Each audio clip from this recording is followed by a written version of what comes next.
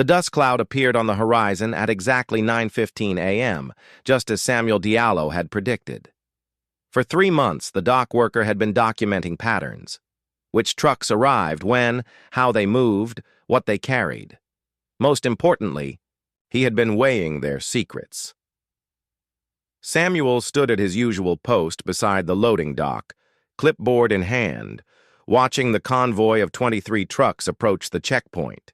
Each vehicle bore the blue and white humanitarian logo of the International Aid Coalition, their sides emblazoned with images of smiling children and promises of hope.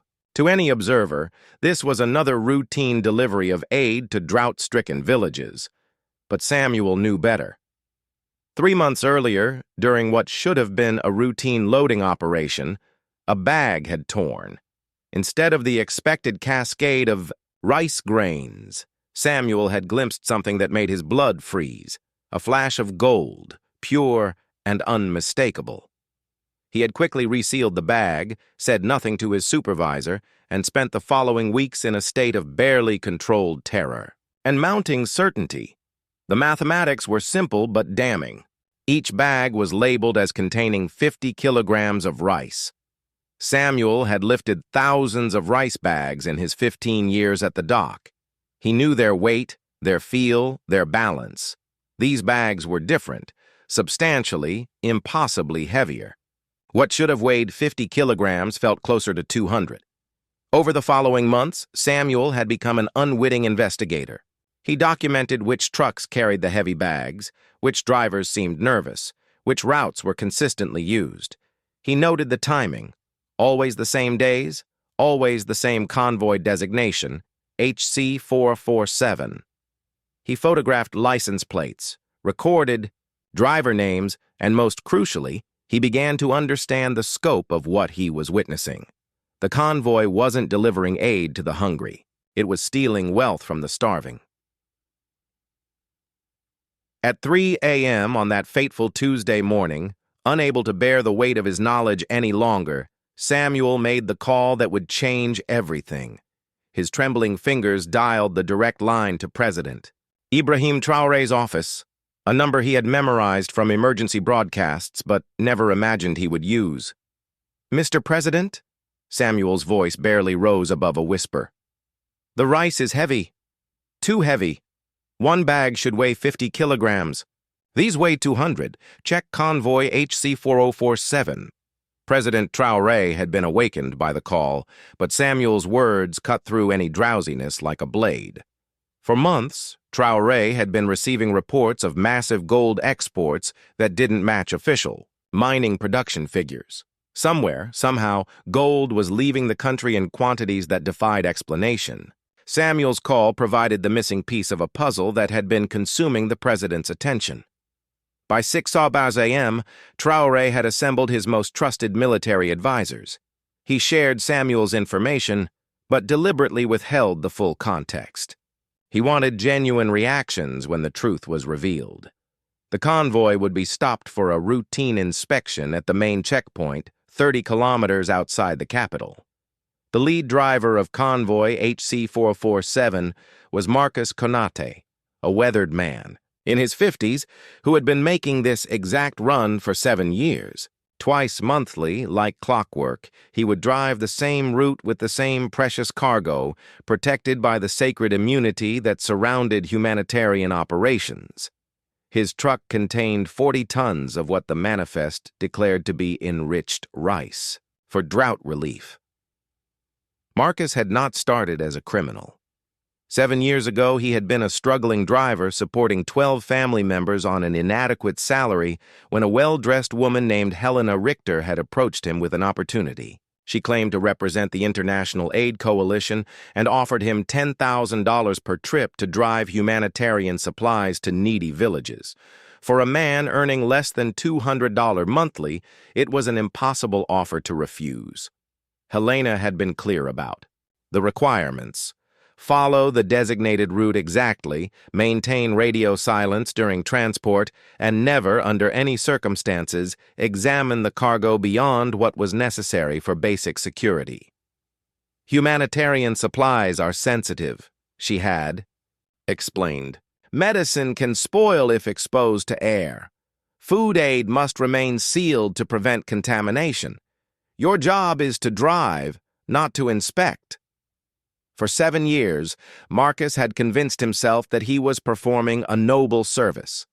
Yes, the bags felt unusually heavy, but perhaps that was simply higher-density rice varieties. Yes, some of his fellow drivers seemed nervous, but humanitarian work was stressful. Yes, he was being paid far more than typical driving jobs, but international aid organizations had larger budgets than local companies. The psychological mechanisms of willful ignorance had protected Marcus from confronting uncomfortable truths. But as President Traoré's military convoy approached on that Tuesday morning, those psychological barriers began to crumble.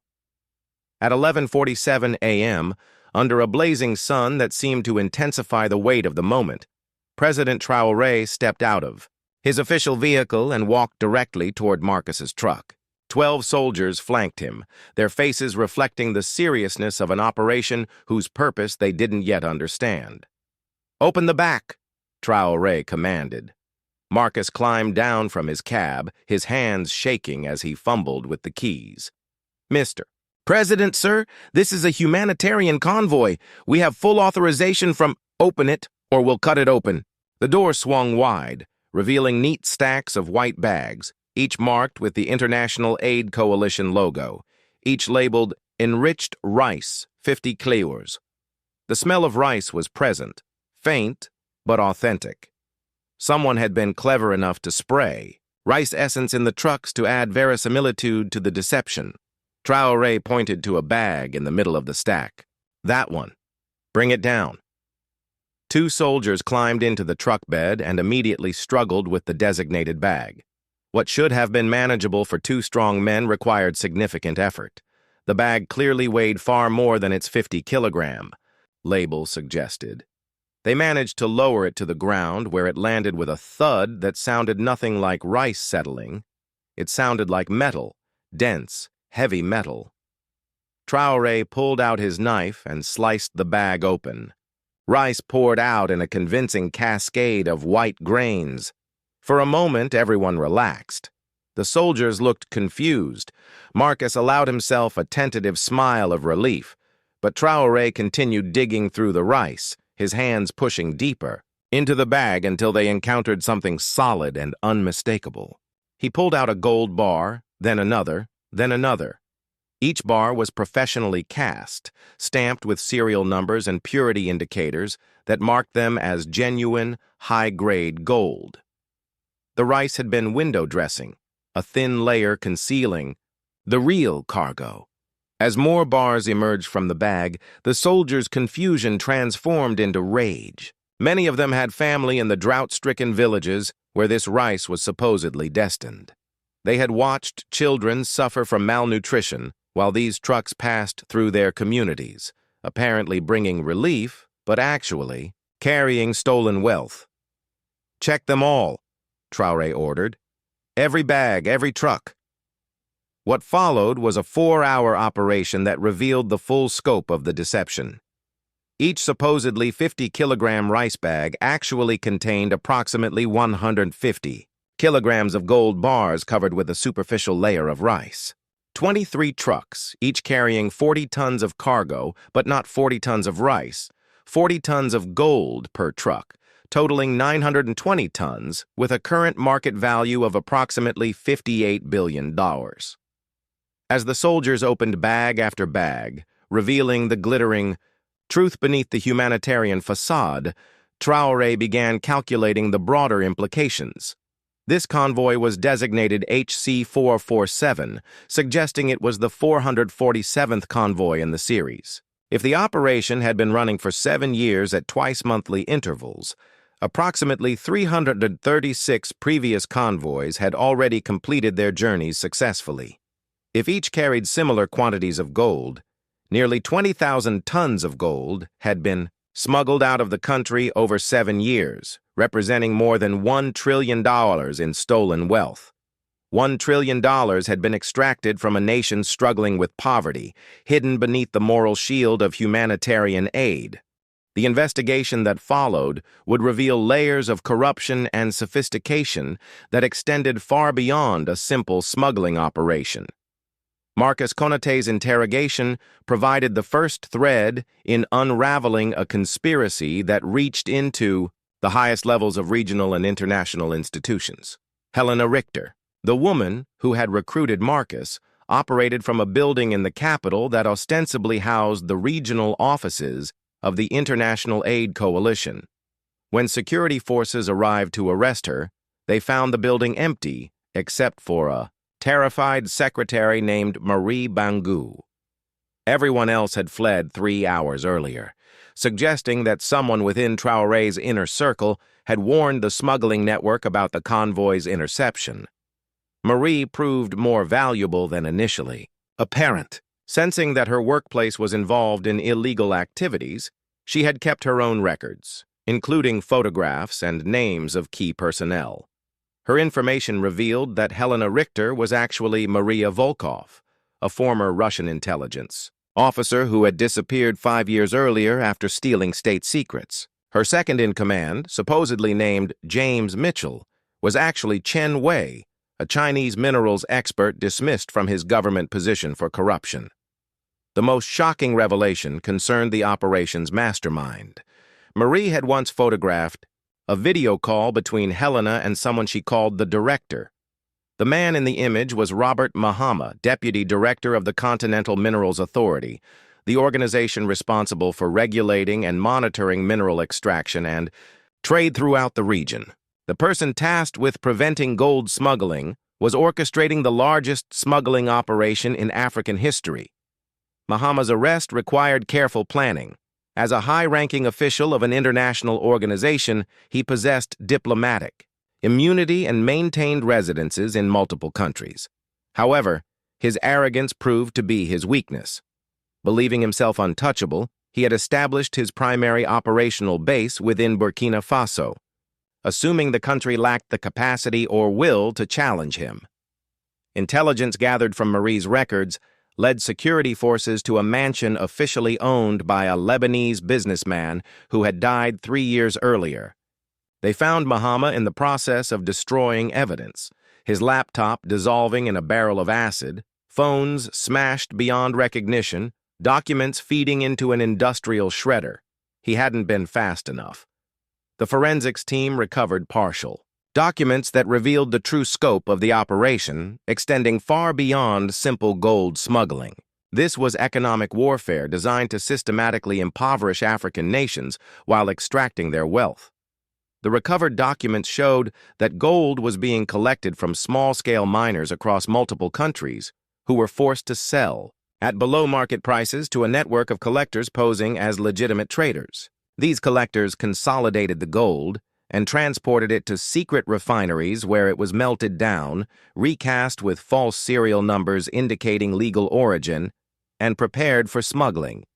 The humanitarian convoy system was merely the final stage in a journey that began in thousands of small mines across the continent. The same network was simultaneously smuggling diamonds, uranium, cobalt, and rare earth minerals. Humanitarian aid provided perfect cover, regular schedules, cleared routes, and immunity from interference. Traoré's personal interrogation of Robert Mahama took place in a secure facility with no windows and continuous recording. The man who had stolen billions faced the president he had underestimated. "You want to know the truth?" Mahama said, his arrogance intact despite his circumstances. "This has been happening for 50 years. Before me, before you, before independence. The names change, the methods evolve, but the extraction never stops. You've stopped one convoy. There are hundreds more. You've arrested me. There are thousands like me. You cannot win this war." Traoré's response was measured. "Perhaps not, but I can win this battle. And sometimes one battle is enough to change a war." He showed Mahama a tablet displaying live feeds from multiple locations. Every secret refinery was being raided simultaneously. Every collector was being arrested. Every corrupt official on Mahama's payroll was being detained. The network that had required 50 years to construct was being dismantled in 50 hours. The international response was predictably defensive. The International Aid Coalition claimed their convoys had been hijacked without their knowledge. The Continental Minerals Authority insisted Mahama was operating as a rogue agent. Various governments expressed shock and promised investigations. But Traoré had anticipated these denials and prepared accordingly. He possessed testimony from insiders who had been waiting years for this moment of reckoning. Dr. Sarah Chen, a Chinese-American geologist forced to work for the network under threats to her family's safety, emerged with 20 years of documentation. She had recorded every shipment, every transaction, every murder committed to maintain operational security. Her testimony alone filled 3,000 pages and revealed that the network had killed at least 400 people over 2 decades. Journalists, investigators, honest officials, and even drivers who became too curious.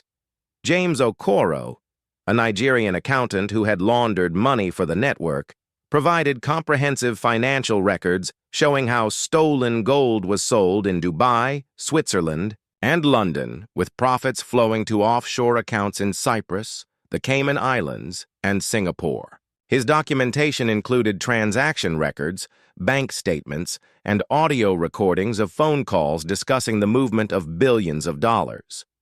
Lisa Anderson, an American who had worked as Mahama's personal assistant for 5 years, provided the most damaging testimony. Recruited fresh from university with promises of helping develop Africa's mineral sector, she instead found herself scheduling murders, managing bribes, and administrating a criminal empire. When she attempted to resign, she was told her family would be killed if she left. Her testimony revealed the international dimensions of the operation. The stolen gold wasn't simply being sold. It was being used to manipulate global markets. By controlling such massive supplies, the network could influence gold prices, creating artificial scarcity or surplus as needed. They would crash prices before major purchases and inflate them before sales, generating additional billions while destabilizing currencies and economies dependent on gold prices. The investigation's expansion revealed even more shocking discoveries. The network had infiltrated major international organizations with operatives inside the World Bank, ensuring that mining development loans went to controlled companies, contacts in intelligence agencies providing early warnings of investigations, and journalists writing stories that discredited anyone questioning humanitarian convoys. Raids on the refineries exposed the industrial scale and horrific conditions of the operation. These facilities, hidden in remote locations and disguised as legitimate enterprises, were processing tons of gold daily using slave labor, including children. Safety equipment was non-existent, and environmental damage was catastrophic, with mercury and cyanide poisoning entire water systems. One refinery, concealed within a supposedly protected nature reserve, was processing 50 tons of gold monthly. Using sophisticated equipment imported from Germany and operated by South African technicians. The workforce consisted of 300 local villagers who had been kidnapped and forced to work under death threats, some imprisoned for years while their families believed them dead. The liberation of these workers led to additional arrests of guards, managers, and frequent visitors to the facilities. Each arrest revealed new connections, expanding the net to catch individuals who had considered themselves safe. Judges who had dismissed cases against the network, military officers who had provided convoy escorts, and government ministers who had signed permits authorizing humanitarian shipments. The 920 tons of gold recovered from the intercepted convoy presented a complex dilemma. While legally much of it had been stolen from other countries and should be returned, proving the origin of gold that had been melted and recast with false identifiers was nearly impossible. Traoré proposed a revolutionary solution.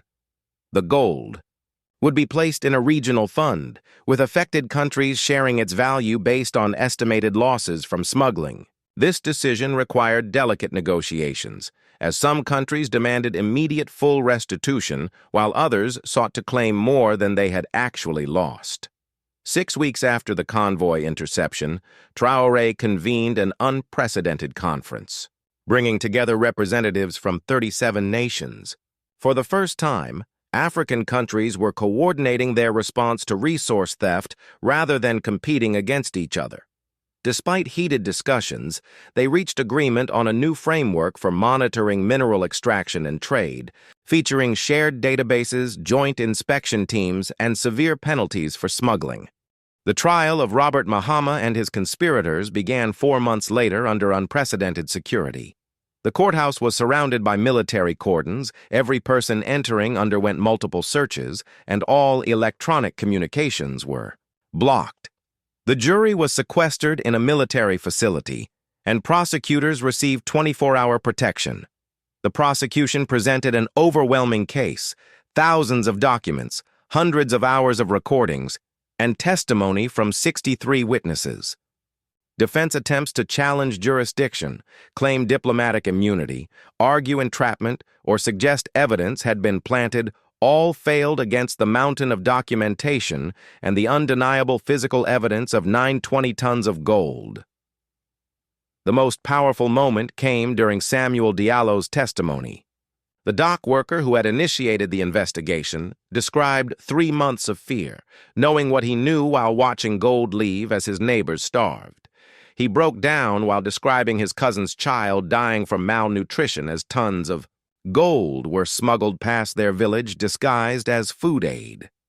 Helena Richter, Maria Volkov, captured while attempting to flee to Russia, testified in exchange for a reduced sentence, revealing that the network had government protection in 12 countries and naming intelligence officials, military commanders, and even presidents who had taken bribes. Chen Wei, James Mitchell, caught at an airport with 4 false passports, provided technical details about gold processing methods used to disguise origin, revealed locations of 12 additional secret refineries, and identified international companies that knowingly purchased smuggled gold.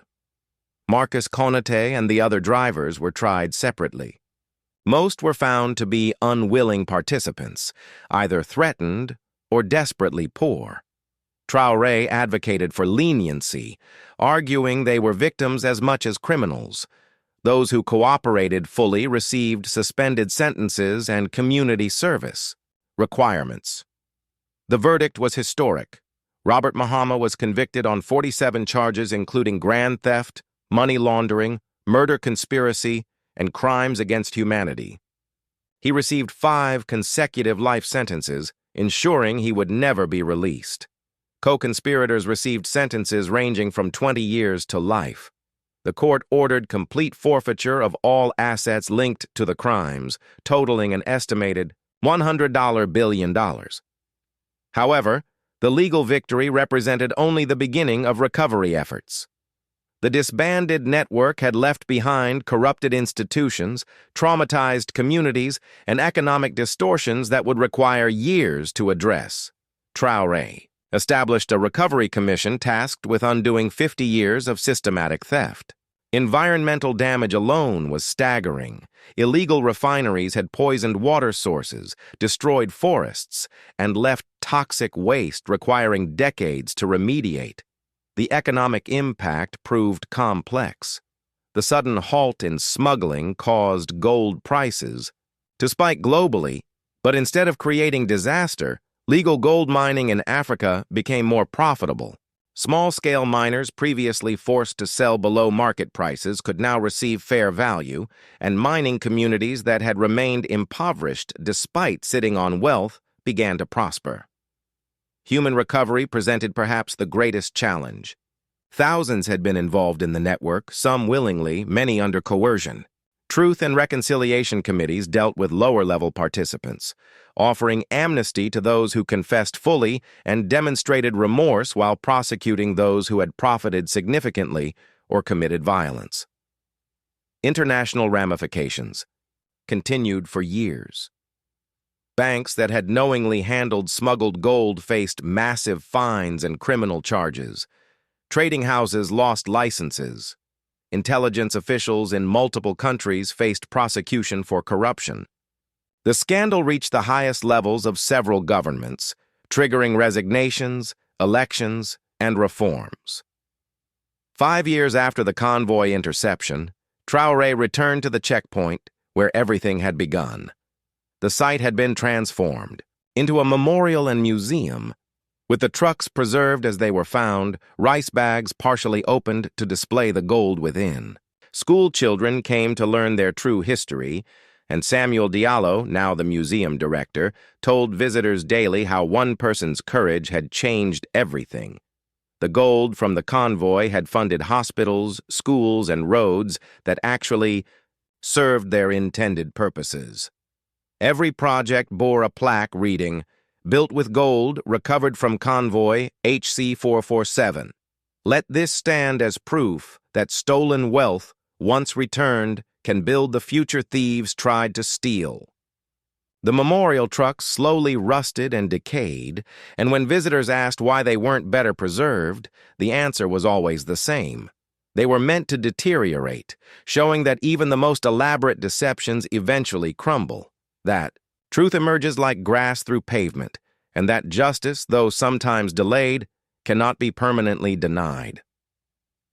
The story of convoy HC 447 became required study in schools worldwide, not just in Africa, but globally. It proved that one moment of courage could change history, that ordinary people paying attention could defeat extraordinary crimes, and that the greatest weapon against exploitation was not force, but truth. But the story was far from over. 3 years after Mahama's conviction, a young investigative journalist named Fatima Zoromi discovered something that would shake the foundations of everything they thought they knew about the convoy operation. While researching financial irregularities, for an unrelated story, Fatima stumbled upon a cache of encrypted files in an abandoned office building scheduled for demolition. The building had once housed Continental Shipping Solutions, a logistics company that had mysteriously gone bankrupt shortly after the convoy scandal broke. Hidden in a forgotten storage room were dozens of hard drives and document boxes that the fleeing executives had left behind in their haste. Working with a team of ethical hackers, Fatima spent months decrypting the files. What they uncovered was a revelation that made the gold smuggling operation look like a minor side business. The files contained correspondence dating back 30 years, revealing the existence of Operation Harvest, a coordinated plan by multiple international corporations and shadow organizations to systematically extract Africa's wealth while maintaining the facade of development aid. The gold convoy was just one tentacle of a massive octopus. The documents revealed 16 other parallel operations running simultaneously: diamond extraction disguised as geological surveys, uranium smuggling through medical isotope shipments, rare earth mineral theft via educational equipment donations, and even human genetic material collection through fake medical missions. Each operation used different cover stories, but all were coordinated by an entity called the Syndicate, a shadow organization that made Mahama's network look like amateur hour. The Syndicate's structure was revealed in chilling detail through organizational charts and meeting transcripts. At its head was a council of 7 individuals, each representing different global interests and known only by code names. The banker controlled financial flows and money laundering operations across dozens of countries. His network included major international banks, offshore havens, and cryptocurrency exchanges. Every stolen dollar, euro, or yuan eventually passed through systems he controlled. The general provided military support and security services through a web of private military contractors and corrupt national forces. His soldiers had been conducting peacekeeping missions that were actually resource extraction operations, using the chaos of conflict to cover large-scale theft. The scientist developed extraction technologies and methods for processing stolen resources. Her laboratories had created techniques for disguising the origin of materials, making stolen gold appear legally mined and conflict diamonds seem ethically sourced. The diplomat ensured political protection through a network of corrupted officials, intelligence operatives, and international organization insiders. Treaties that seemed to protect resources actually facilitated their theft, and development aid programs served as cover for extraction operations. The merchant managed the global sales and distribution network that moved stolen resources into legitimate markets. His trading companies operated on every continent, with buyers who asked no questions and documentation that could withstand most scrutiny. The Prophet controlled narrative and perception through media manipulation, religious organizations, and educational institutions. Churches preached acceptance of poverty as God's will, while knowing it was man's theft. Universities taught economic theories that justified resource extraction as development. The architect designed and coordinated the overall system, a mastermind, who had spent decades building the infrastructure of theft. Every operation, every cover story, every contingency plan bore the mark of a single brilliant, malevolent intelligence. The files revealed that Robert Mahama, despite his seeming importance, had been merely a regional manager, what the syndicate called a harvester. His arrest and conviction had been anticipated and planned for. Protocol 9 activated the moment. Traoré stopped the convoy, involved destroying evidence, eliminating witnesses, and implementing alternative extraction methods. Perhaps the most disturbing revelation was the scope of the syndicate's manipulation of events. The drought that had devastated the region 3 years before the convoy was stopped, the crisis that had justified the increased humanitarian aid shipments, had been artificially intensified. The documents contained weather modification contracts, cloud seeding flight logs, and water contamination reports that revealed the truth. The syndicate had used aircraft to prevent rainfall over targeted areas while simultaneously poisoning water sources to increase desperation. Agricultural advisors had promoted crop varieties guaranteed to fail in dry conditions. The humanitarian crisis that justified the convoy system had been manufactured by the same people running the convoys. Fatima's investigation revealed weather stations that had been secretly modified to report false data, making natural droughts appear more severe than they were. Satellite imagery analysis showed aircraft conducting cloud seeding operations designed to prevent rather than encourage rainfall. Water treatment facilities had been sabotaged to increase dependency on aid shipments. The suffering that had moved the world to donate aid had been deliberately created to facilitate theft. The psychological manipulation was equally sophisticated. Focus groups had tested which images and stories would most effectively motivate donations and reduce scrutiny. The smiling children on the convoy trucks were often photographed at locations hundreds of miles from where the trucks actually traveled. Some of the children in the images had been paid actors. Others had been photographed without knowing their images would be used to justify theft from their own communities. As Fatima dug deeper, she uncovered the truly global scope of the operation. The syndicate had operatives in every major international organization. They had people inside the World Bank ensuring that mining development loans went to companies they controlled. Intelligence agencies in multiple countries had been infiltrated, with agents providing early warnings of investigations and eliminating threats to operations. Major news organizations had journalists on the syndicate's payroll, writing stories that discredited anyone who questioned humanitarian operations or raised concerns about resource flows. Academic institutions published research that supported extraction policies while suppressing studies that revealed their true costs. Religious organizations preached sermons that encouraged acceptance of poverty while their leadership enriched themselves through resource theft. The corruption was systemic and generational. Some families had been on the syndicate's payroll for decades, with positions passed down from parents to children. Entire institutions had been designed from their founding to serve the syndicate's interests while maintaining facades of legitimacy and even righteousness. The financial flows were staggering in their complexity and scope. The gold from a single convoy would be split among dozens of buyers across multiple continents. Each buyer would receive small quantities that seemed legitimate, while the aggregate theft remained hidden. Shell companies layered upon shell companies, created paper trails that led nowhere while real ownership remained obscured. The syndicate had invested heavily in technology designed to make theft easier and detection harder. They had developed sophisticated forgery capabilities that could create documentation indistinguishable from legitimate paperwork. Satellite communication systems allowed coordination across continents while remaining invisible to government monitoring. Most disturbing were the technologies designed to suppress local development. The syndicate had created agricultural chemicals that would reduce crop yields in targeted areas, creating food insecurity that justified aid operations. Medical equipment donated to hospitals contained hidden systems that would fail at crucial moments, ensuring continued dependency on external support.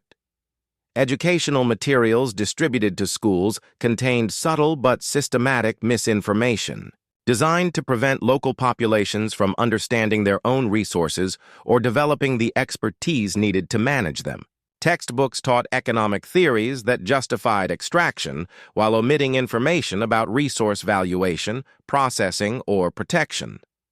The syndicate had even developed social media manipulation tools to spread discord and prevent unified responses to resource theft. Fake accounts would promote ethnic tensions, political divisions, and religious conflicts whenever communities began to organize against extraction operations. The technology of oppression was as sophisticated as any military system. Beyond the financial theft, Fatima's investigation revealed the staggering human cost of the syndicate's operations.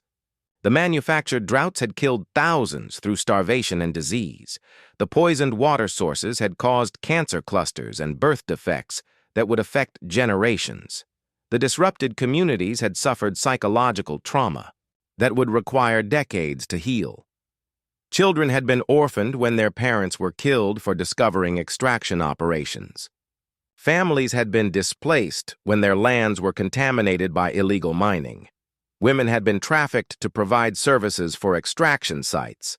Men had been forced into slave labor in refineries and processing facilities. Entire cultures had been disrupted and destroyed to facilitate resource theft.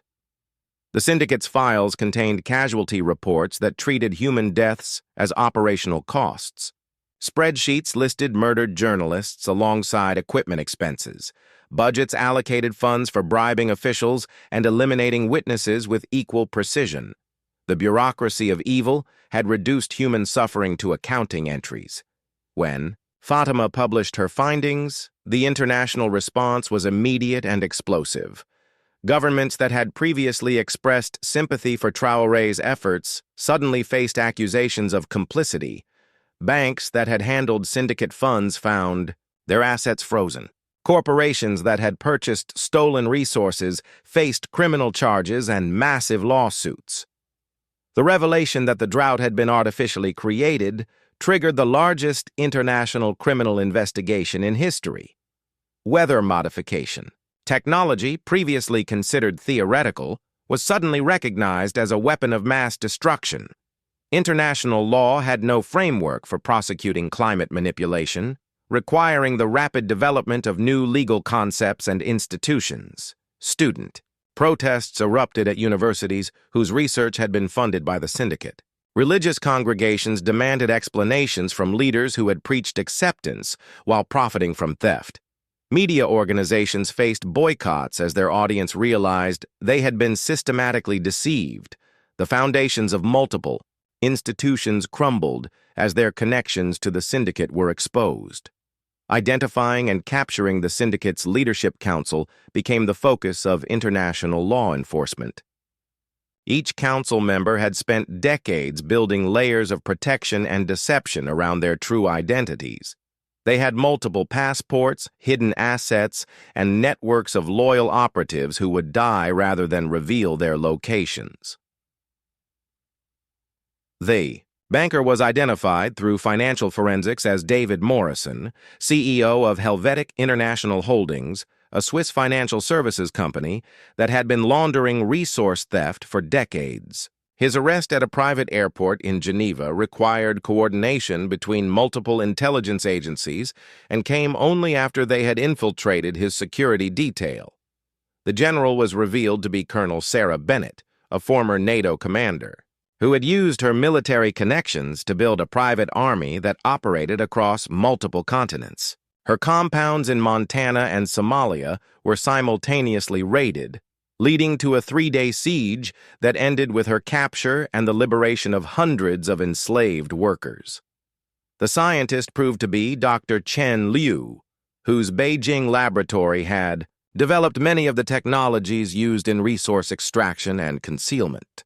Her arrest occurred during a conference where she was presenting research on sustainable mining, the ultimate irony of someone who had spent years making mining as unsustainable as possible.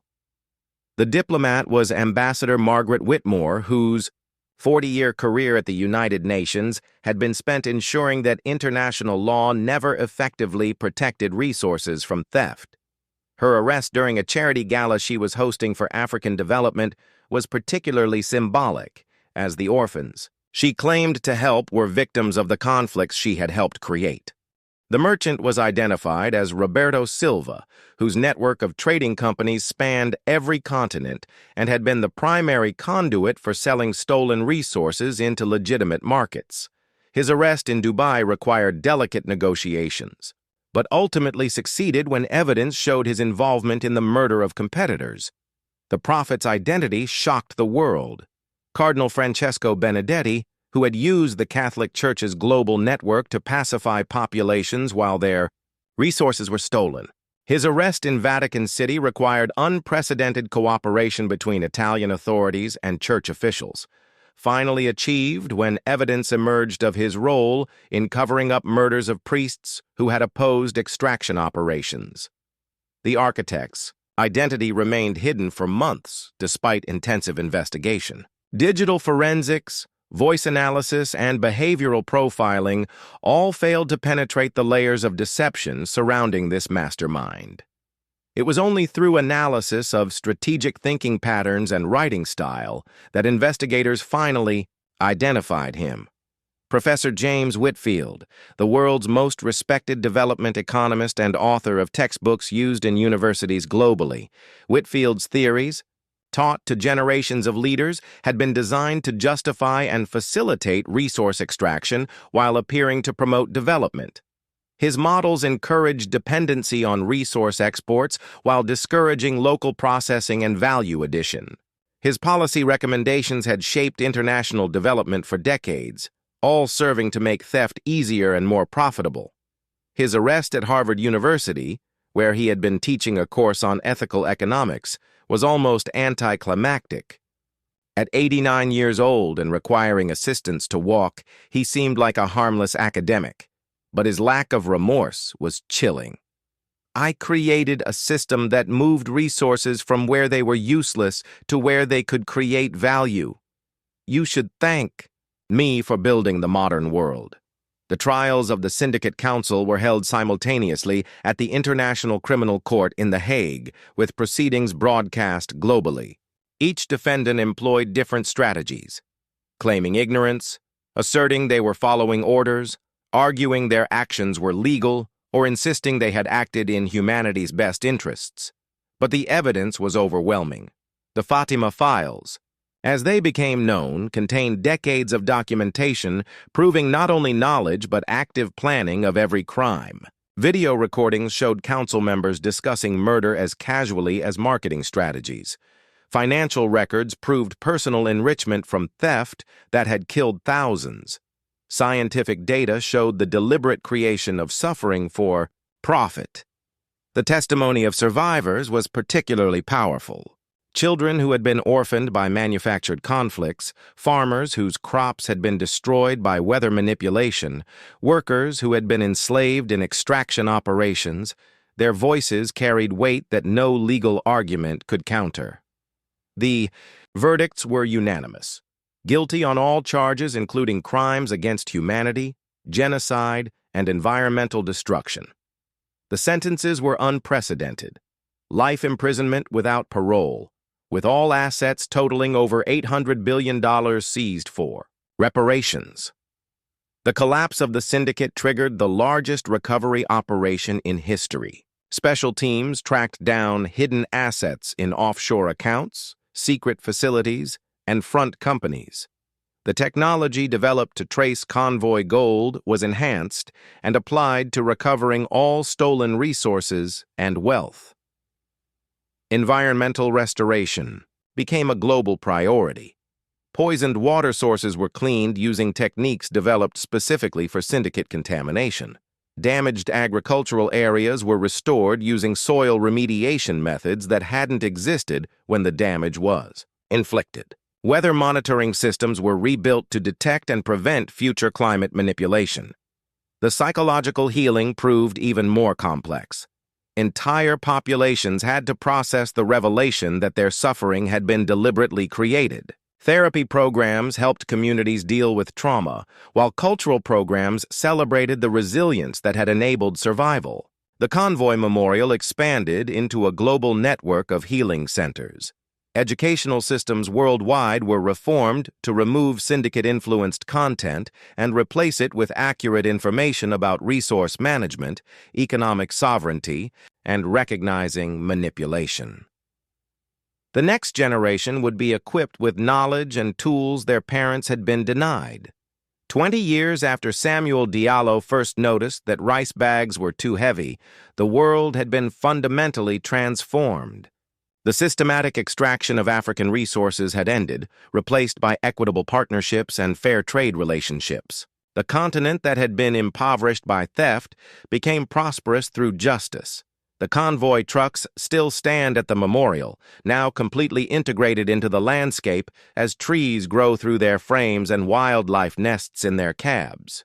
They serve as a reminder that even the most sophisticated deception will eventually decay and crumble, while truth and justice endure.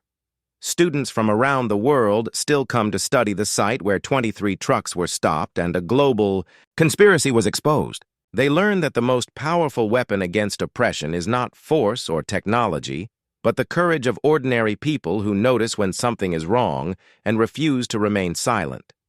Samuel Diallo's simple observation that rice bags were too heavy had unraveled not just a smuggling operation, but an entire system of global oppression.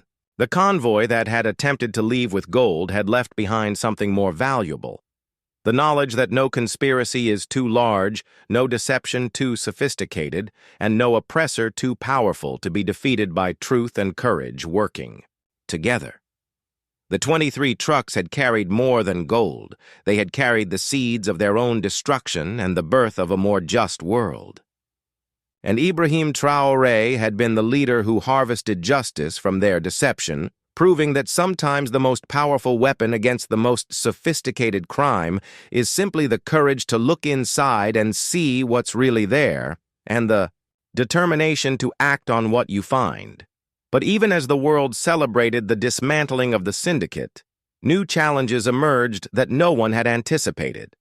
The sudden halt of systematic resource extraction created power vacuums that other criminal organizations rushed to fill. Regional warlords who had been kept in check by the syndicate's authority began asserting control over mining areas. International corporations, suddenly cut off from their cheap resource supplies, began exploring new forms of exploitation that were harder to detect and monitor. Dr. Amara Kone, a Burkinabe economist who had been studying the long-term effects of the convoy revelation, published research showing that the economic disruption caused by ending the extraction system would take at least a generation to fully stabilize. "We stopped the bleeding," she wrote, "but the patient still needs intensive care to fully recover." The most unexpected consequence was the emergence of copycat operations in other regions. Criminal networks in South America began using medical supply convoys to smuggle lithium and rare earth minerals. Asian trafficking organizations adopted the humanitarian cover model to move ivory and rhino horn. The convoy method had become a template that other criminals sought to replicate. President Traoré, now recognized as a global authority on resource protection, found himself advising governments worldwide on preventing similar operations. His experiences became the basis for the International Resource Protection Protocol, adopted by 147 countries as the standard for monitoring resource flows and preventing theft. The necessity of tracking and protecting resources had sparked a technological revolution centered in Africa. The continent that had been exploited for its materials became the leader in developing systems to protect them. Silicon Valley entrepreneurs relocated to Ouagadougou, Nairobi, and Lagos to participate in what became known as the resource tech. Boom Kwame Asante, a Ghanaian software engineer who had lost his father to syndicate violence, developed the Resource Chain Platform, a blockchain system that tracked every gram of gold, diamond, or rare mineral from extraction to final sale. The system made it impossible to launder stolen resources into legitimate markets, creating the first truly transparent global resource trading system. The technology went beyond simple tracking. Artificial intelligence systems analyzed satellite imagery to detect unauthorized mining operations. Drone networks monitored transport routes for suspicious activity. Biometric systems ensured that mine workers were genuine employees rather than enslaved laborers. The tools of oppression had been transformed into instruments of liberation. But the most revolutionary development was the creation of community resource councils, local organizations equipped with technology to monitor and manage their own mineral wealth. Villages that had been powerless to prevent their gold from being stolen now had real-time data on extraction activities and direct communication channels with international buyers. Fatou Diarra, who had witnessed her village's gold mine being secretly operated by syndicate contractors, became the first elected chair of her Community Resource Council. "For the first time in our history," she said during the council's inaugural meeting, "we know what comes out of our ground and where it goes. Knowledge is power, and power belongs to the people." The exposure of the syndicate's manipulation of educational systems triggered a complete overhaul of how economics, history, and development were taught. Universities across Africa established new departments of resource economics and anti-exploitation studies. Students from around the world came to study at institutions that had been rebuilt from the ground up with curricula free from syndicate influence. The University of Burkina Faso, established on land where one of the illegal refineries had operated, became a center of excellence for resource management education. Its motto, carved in gold above the main entrance, read, "From the depths of deception, the heights of truth emerge."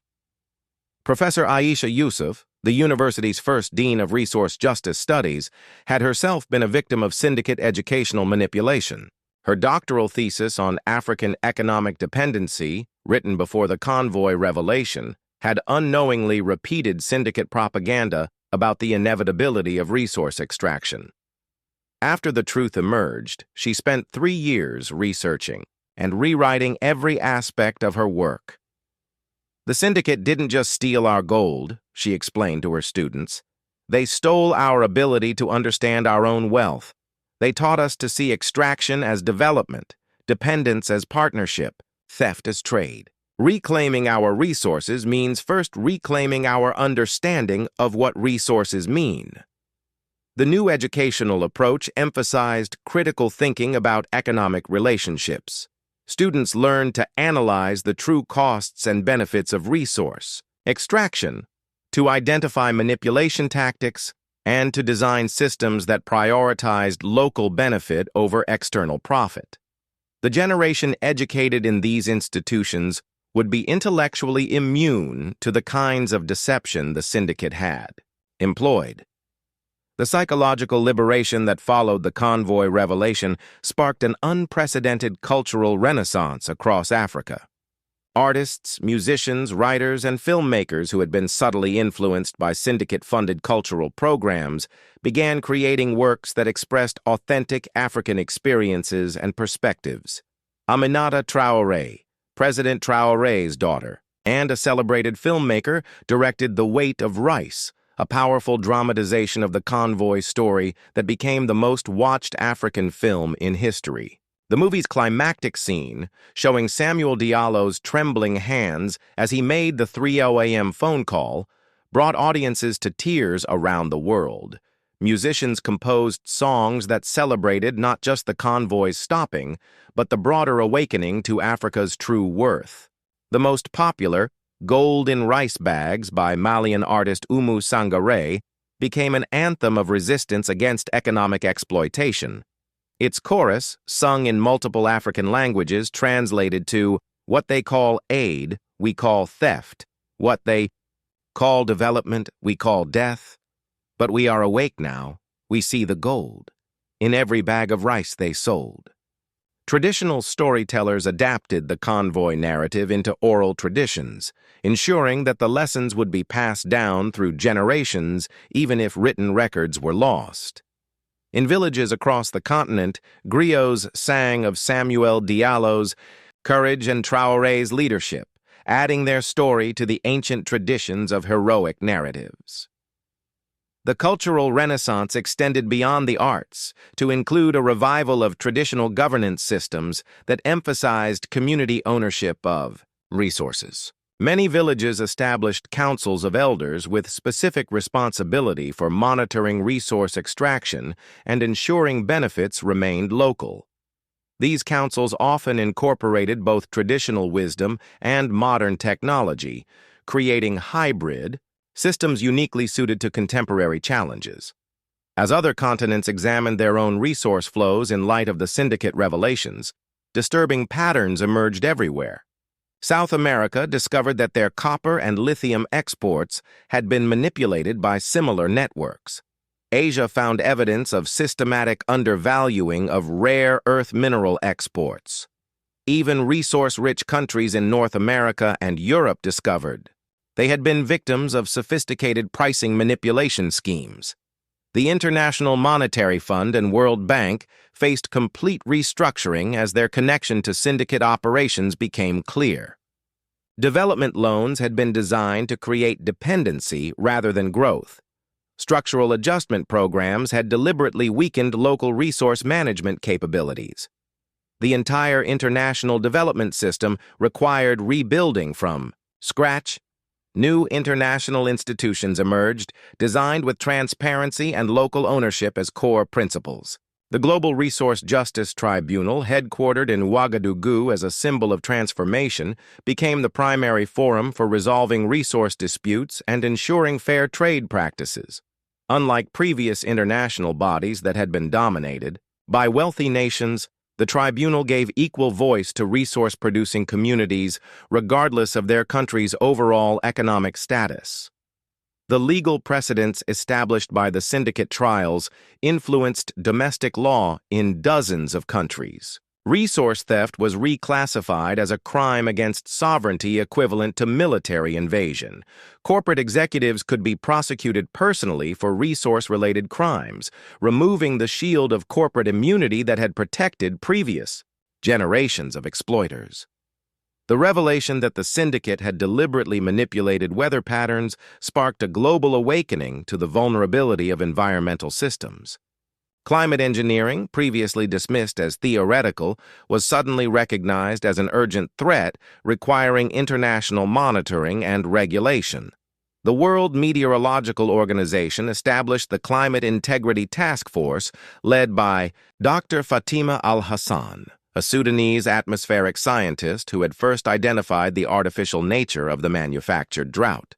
The task force developed new monitoring systems capable of detecting unauthorized weather modification activities anywhere on Earth. The environmental restoration of areas damaged by illegal extraction became a global priority and technological showcase.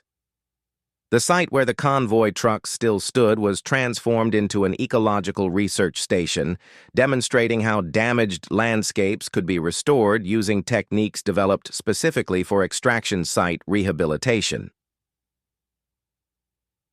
Solar. Panels made from ethically sourced materials powered research facilities studying soil remediation techniques. Wind generators created from recycled syndicate equipment provided energy for water purification systems, cleaning contaminated groundwater. The land that had been poisoned for gold was healing itself with gold, creating a powerful symbol of redemption and renewal. Community-based environmental monitoring programs equipped local residents with sophisticated tools for tracking air and water quality. Villages that had been powerless to prevent environmental destruction became active participants in restoration efforts, with traditional ecological knowledge combined with modern scientific techniques. Children who had grown up during the convoy. Crisis and its aftermath represented a unique generation with a deep understanding of both exploitation and resistance. Many chose careers specifically focused on resource protection, economic justice, and community empowerment. Samuel Diallo, Samuel's youngest son, became a forensic accountant specializing in detecting financial crimes related to resource theft. His ability to spot suspicious patterns in complex financial data was enhanced by growing up hearing his father's stories about noticing details that others missed. Aisha Konate, daughter of the convoy driver Marcus, studied international law, with a focus on resource rights. Her senior thesis, The Doctrine of Resource Sovereignty, Legal Frameworks for Community Control, became influential in developing new international legal standards for resource ownership and management.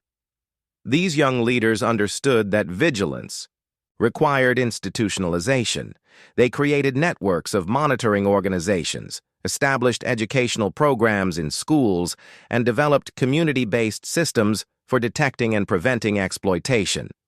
The lessons of the convoy were being embedded in the next generation's DNA. 25 years after the convoy was stopped, Samuel Diallo, now in his 80s, still gave daily tours at the Memorial Museum. His voice had grown soft with age, but his message remained sharp. The convoy was just one day, but vigilance is every day. The rice bags keep coming, just in different colors, with different labels, carried by different trucks. Your job is to know the weight of what should be light and the lightness of what claims to be heavy. New threats continued to emerge as criminal organizations adapted to changed circumstances. Digital currencies created new opportunities for laundering stolen resources. Climate change opened previously inaccessible mineral deposits to exploitation.